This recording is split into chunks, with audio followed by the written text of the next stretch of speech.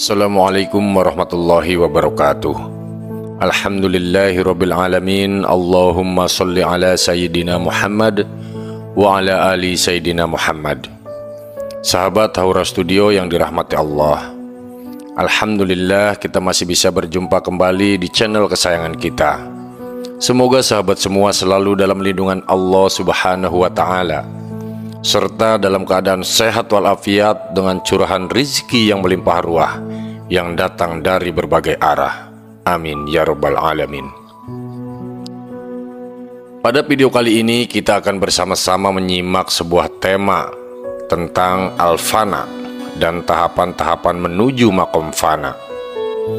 Fana dalam bahasa Jawa berarti sepi atau sunyi, sementara fana dalam diri seseorang berarti bersihnya hati dari segala bentuk-bentuk keterkaitan, kebergantungan kepada selain Allah Subhanahu wa ta'ala.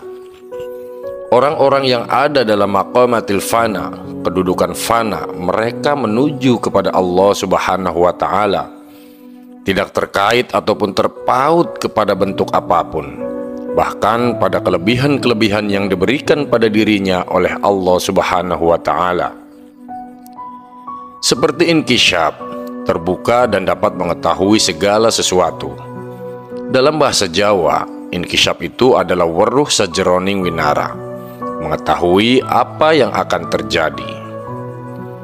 Tapi sebetulnya mengetahui sesuatu yang akan terjadi itu bukan bentuk kekasyapan yang hakiki, yang sebenarnya, karena hakikat al-kashfi, hakikat dari weruh sajeroning winara, tujuannya adalah untuk membenarkan apa yang dibenarkan oleh syariat, sehingga orang-orang yang dibuka penghalang hatinya, hijab, atau mendapatkan kekasyapan dan dapat melihat syariah bukan hanya kulitnya saja.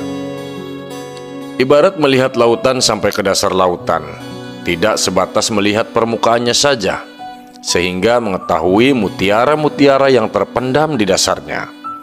Itulah sesungguhnya kekasyapan, bukan untuk menebak atau membuka rahasia orang lain. Justru orang yang dibuka hijab oleh Allah Subhanahu wa ta'ala akan menutupi kekasyafannya, karena dengan dibuka hijabnya sehingga mereka bisa mengetahui aib, kekurangan dirinya sendiri yang menjadi penghalang-penghalang menuju Allah Subhanahu wa ta'ala.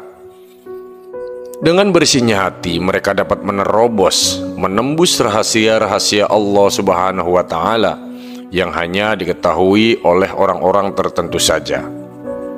Gambaran kekasyapan atau dibukanya hijab seumpama dokter dengan alat-alat canggih yang dimilikinya dapat mengetahui penyakit-penyakit yang tidak bisa dilihat oleh mata dan tidak terlacak dengan panca indera. Barangkali dapat dikatakan saat ini ilmu pengetahuan telah membuka inkisyaf secara sains, seperti sinar X yang ditemukan tokoh-tokoh ilmuwan bisa mengetahui sesuatu yang tersembunyi. Dengan bantuan sinar X, seorang dokter dapat mengetahui penyakit yang tidak tampak, seperti benjolan-benjolan dalam tubuh yang tidak pada tempatnya, benjolan penyakit yang tidak tampak pada permukaan kulit. Demikian juga cairan-cairan dalam kepala bisa dilihat dengan bantuan sinar X. Itu baru ilmu yang secara lahir diberikan kepada manusia, ilmu yang secara umum bisa dipelajari di bangku sekolah. Tapi sinar X yang diberikan pada orang yang ma'rifatnya kuat, yang telah dibuka hijabnya, tidak sebatas itu. Lebih jauh pandangannya, karena mereka telah menggapai mutiara-mutiara yang ada dalam syariat Allah Jalla wa'ala, yang dibawa oleh Nabi Muhammad SAW. Maka dengan ketajaman ma'rifatnya yang luar biasa, bukan suatu hal yang mustahil dapat mengetahui yang tidak tampak bagi keumuman orang. Dengan sinar X saja seseorang bisa mengetahui tengkorak dan tulang manusia, yang tampan, yang cantik. Kalau di ronsen, yang terlihat bukan cantiknya lagi atau tampannya lagi, yang terlihat hanyalah tengkorak dan tulang. Begitu pula ilmu kashfi. Bila mana orang sudah dibuka hijabnya oleh Allah Subhanahu wa ta'ala, akan bisa melihat tulang-tulang yang ada dalam diri manusia, cuma berbentuknya lain. Apa? Yang meninggalkan sholat, yang berbuat maksiat, kelihatan sekali bentuknya tidak lagi membentuk ketampanan atau kecantikan. Yang kelihatan tulang belulangnya saja, cuma dalam bentuk yang lain. Kalau kita bertanya, apa manusia bisa seperti itu? Kalau memandang manusia tidak mungkin bisa. Tapi kalau Allah Ta'ala menghendaki dan memberinya, tidak ada yang mustahil. Jangankan seorang mukmin, para pembesar tokoh agama di zaman Fir'aun, mereka tidak beriman. Mereka bisa mengetahui bahwasannya akan lahir seorang nabi yang akan menghancurkan Fir'aun. Karena takutnya, Fir'aun membunuh setiap anak yang lahir. Mengapa Fir'aun melakukan hal itu? Karena dia mempercayai apa yang dikatakan oleh tokoh dalam agamanya. Dan terbukti itu benar. Dengan lahirnya Nabi Musa alaihissalam, demikian dijelaskan dalam Al-Quran. Nah, orang seperti itu saja bisa diberi keanehan, kelebihan oleh Allah Subhanahu wa Ta'ala. Apalagi orang yang beriman, yang menyebut La ilaha illallah. Orang yang hatinya dihiasi oleh La ilaha illallah, orang yang hatinya disinari oleh La ilaha illallah, orang yang dalam hatinya terukir kata La ilaha illallah, cahayanya menerangi matanya, bisa menerangi mulutnya, bisa menerangi lidahnya, bisa menerangi perilakunya, sehingga seluruh anggota tubuhnya bisa dikendalikan. Karena apa? Karena ukiran La ilaha illallah. Sehingga hatinya selalu kembali kepada Allah Subhanahu wa Ta'ala. Malu rasanya kalau kita duduk berbicara hal-hal yang tidak bermanfaat. Malu rasanya kalau kita duduk membuka aib orang lain. Malu rasanya kita mempercayai omongan orang yang menjelek-jelekan orang lain.